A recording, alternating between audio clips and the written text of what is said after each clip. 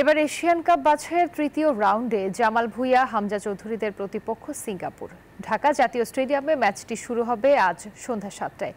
Match ঘিরে খেলা দেখতে আসা দর্শকদের উপচে পড়া ভিড় স্টেডিয়াম প্রাঙ্গণে। দীর্ঘ চড়াই উতরাই পার করে এবার ফুটবল নিয়ে স্বপ্ন দেখছে বাংলাদেশ।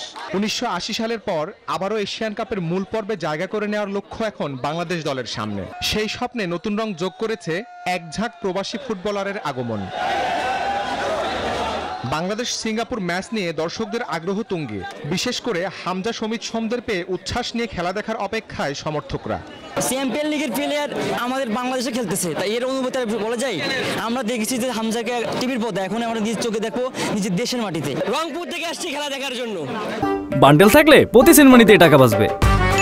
বিকাশ সেনমানি বান্ডেল কিনে জিতুন প্রতি লেনদেনে।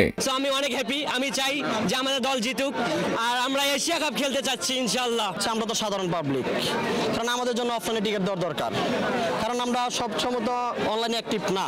আমাদের যদি অফলাইনে দেয় তাহলে আমাদের একটু সুবিধা হতো। বিশ্বকাপ আসলে আর্জেন্টিনা ব্রাজিলের জার্সি কিনতে হুমড়ি খেয়ে পড়ে বাংলাদেশের মানুষ। এবার দেখা গেল ভিন্ন চিত্র।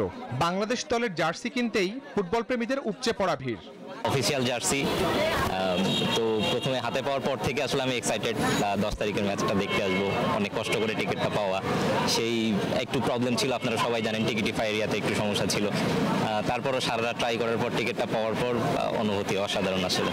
ফুটবলের যেন নবজাগরণ সৃষ্টি হয়েছে বাংলার মাটিতে, যেই ধারা অব্যাহত থাকবে সারা বছর। প্রত্যাশা সবার। হামজা হামজা হামজা। শাহরিয়ার শৌমিক, নিউজ 24, ঢাকা।